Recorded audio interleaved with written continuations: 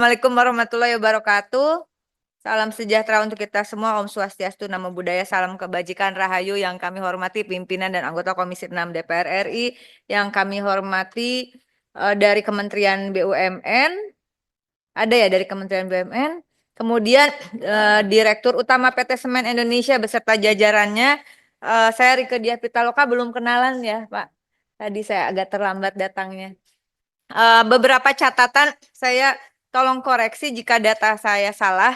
Saya ingin rapat hari ini kita memiliki semangat yang sama, Save Semen Indonesia, selamatkan semen Indonesia. Perjalanan kita cukup panjang dalam berinteraksi, berkomunikasi, dan Semen Indonesia, khususnya Semen Padang, adalah salah satu perusahaan semen pertama di Asia, saya kira, dari catatan sejarah yang sudah kita telusuri bersama. Dan kemudian salah satu juga perusahaan yang dinasionalisasi pada tahun 1958. Dan semen adalah produksi semen Indonesia ini yang membuat infrastruktur penting di Belanda itu dibangun seperti di Rotterdam, Amsterdam, dan kemudian beberapa bangunan bersejarah di Singapura, dan juga tentu saja awal-awal pembangunan Indonesia, mau itu Monas, mau gedung DPR ini, itu adalah ya semen Padang, benar ya, Indarung itu, dan kita berjuang agar Indarung ditetapkan sebagai World Heritage, sebagai Memory of the World, dengan pencapaian-pencapaian yang luar biasa. Dan satu hal yang penting yang harus kita sadari bersama, pembangunan infrastruktur makanan pokoknya salah satunya adalah semen. Selama terjadi pembangunan infrastruktur, maka selama itu juga dibutuhkan semen. Persoalannya, apakah semen itu bersumber kembali dari kekuatan industri semen nasional yang kita pernah berjaya, dan saya kira harusnya kita bisa lebih tingkatkan dengan semangat ini. Saya sama dengan teman-teman yang lain. Saya tidak ingin perusahaan semen Indonesia dan seluruh holding yang berada di bawahnya ini pilot dan sebagainya. Jangan sampai, Pak. Ini adalah salah satu industri kebanggaan kita. Semen Indonesia harus kita pertahankan.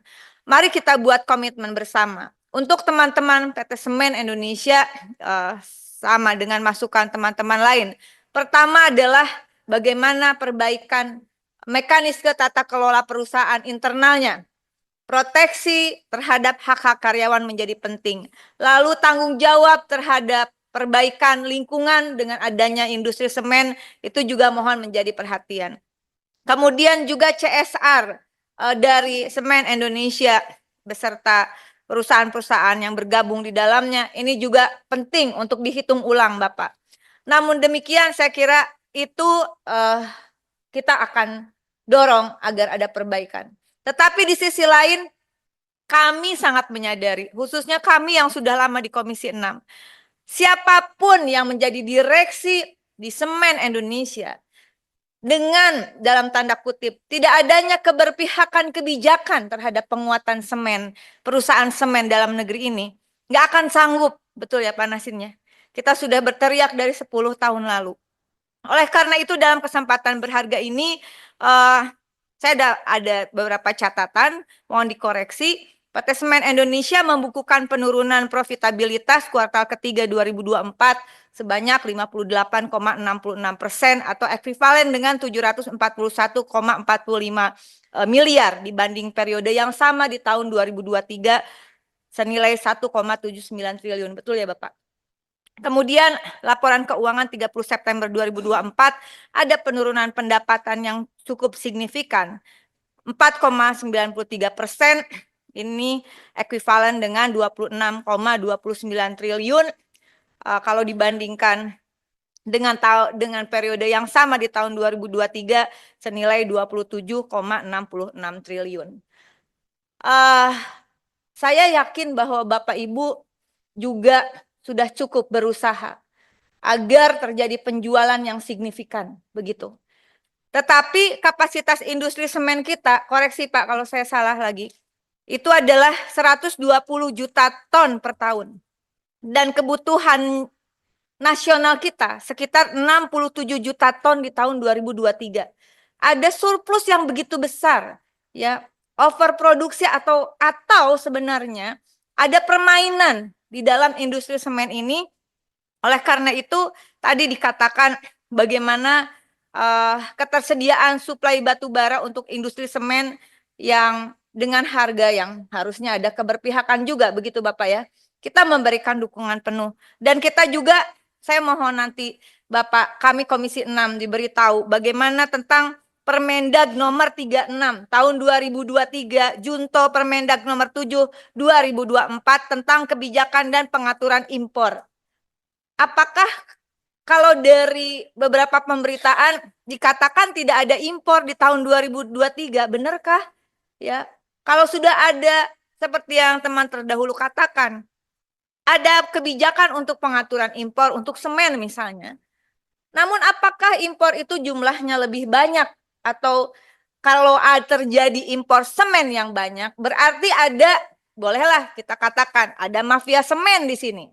Belum lagi kemudian ada izin pembangunan pabrik semen. Secara tegas dalam forum ini saya katakan sama dengan Pak Nasinkan tadi dari fraksi PAN, kami mendukung dan kami mendesak pemerintah untuk tetap bersikap tegas dengan memberikan pembatasan atau moratorium terhadap izin pembangunan pabrik semen. Udah cukup lah, nggak usah bangun pabrik semen lagi.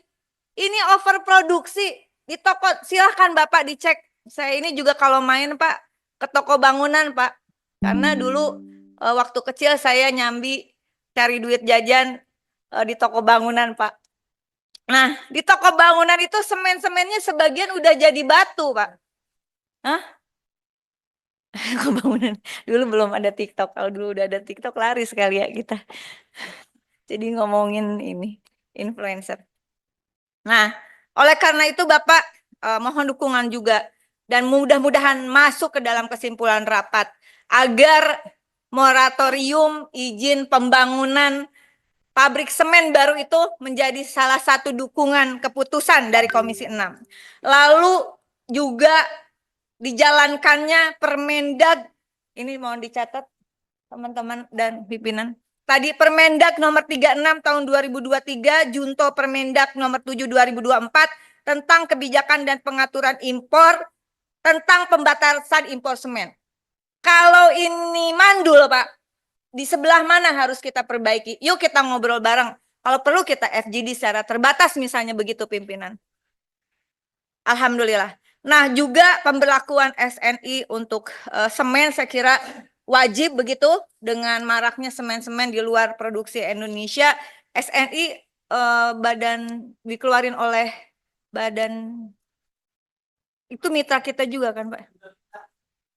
Astagfirullahaladzim, mitra kita pindah semua. Baiklah, mungkin itu yang bisa saya sampaikan. Sekali lagi, teman-teman di Semen Indonesia beserta seluruh jajaran bersama seluruh anak perusahaan atau holding yang bergabung di Semen Indonesia, tetap semangat, tetap amanah. Yang penting jangan ada kasus Pak, pengadaan fiktif dan sebagainya.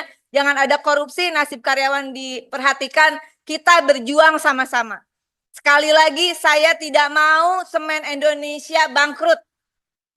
Kalau ada pembangunan infrastruktur, maka sudah seharusnya Semen Indonesia bisa kembali tegak sebagai supplier semen minimal untuk pembangunan infrastruktur di tanah air. Terima kasih. Wallahul muwaffiq ila aqwamit thoriq. Wassalamualaikum warahmatullahi wabarakatuh.